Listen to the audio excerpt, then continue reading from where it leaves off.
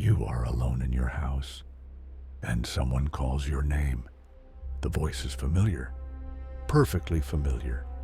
A parent, a partner, a child, but they are not home.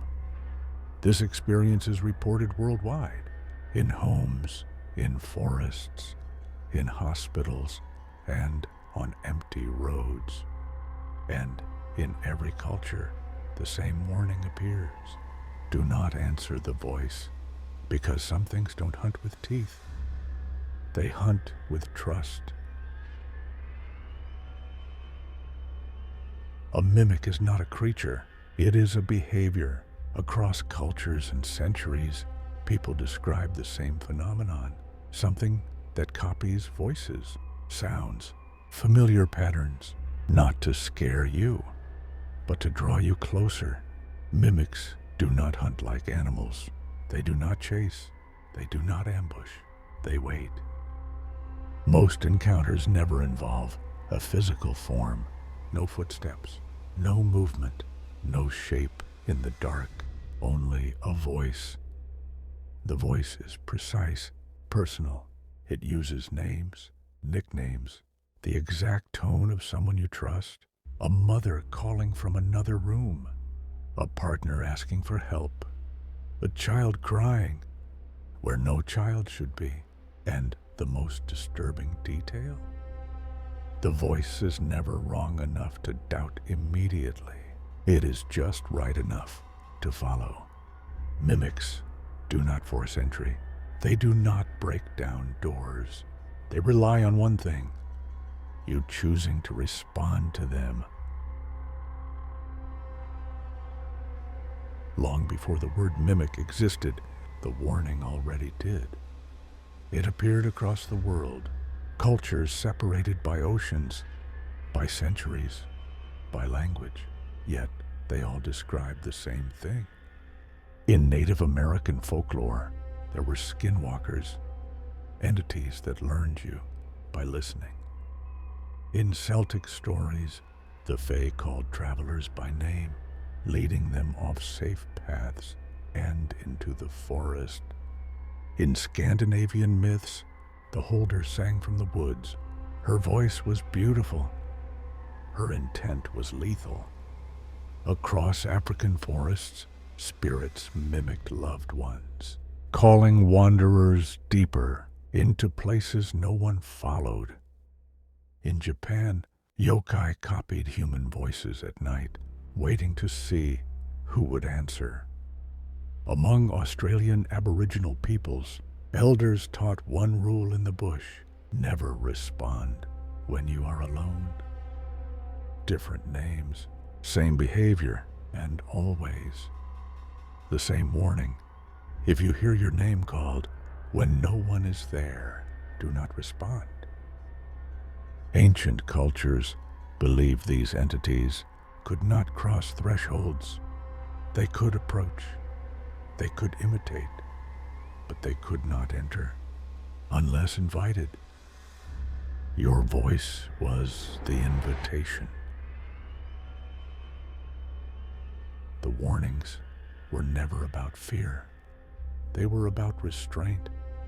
Ancient cultures believed these entities had limits. They could watch, they could follow, but they could not cross. Doorways, tree lines, campsites, circles of light. The voice was not the attack.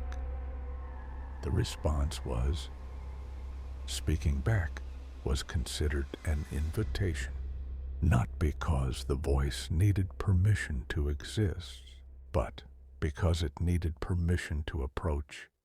Silence broke the exchange. No acknowledgement, no confirmation, no opening. This is why children were taught first, not how to fight, not how to run, but how to stay quiet. Because once a mimic is answered, it learns something. Not just that you are there, but that you are willing to trust it. Some accounts say the voice never speaks again after that. It doesn't need to. It already knows where you are. Silence was never superstition. It was defense. The warnings did not end with folklore. They changed format. In modern accounts, people describe hearing their name called from empty rooms. The voice is always someone they trust, a partner, a parent, a child. When they respond, the voice answers back, but from somewhere else, a room that was empty, a hallway they just left behind them. In homes, people hear their loved ones calling them downstairs, only to find the house empty. In apartments, voices come through walls that belong to no one. In hospitals, patients hear nurses calling them when no one is there. And in every case, the voice is perfect until it isn't. Search and rescue teams share a rule they never say publicly.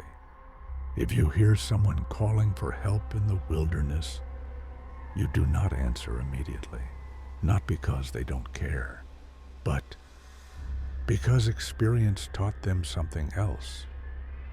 Missing hikers have been found far from trails, deep in ravines, beyond natural boundaries, in places they could not have reached alone. Many were last known to be responding to voices that sounded panicked, familiar, human. Rescuers are trained to stop, to listen longer than feels comfortable, to verify movement, echo, direction, because real people leave evidence, footsteps, broken branches, repeating calls. Mimics do not. They call once, maybe twice, and when you answer, they go silent. That silence is the signal.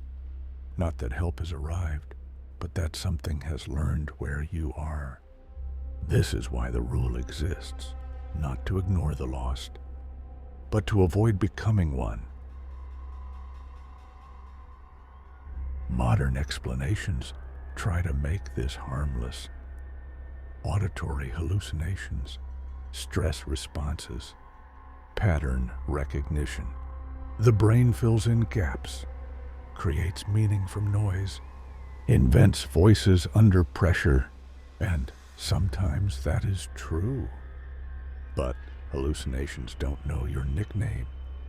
They don't use the exact tone of your mother's voice.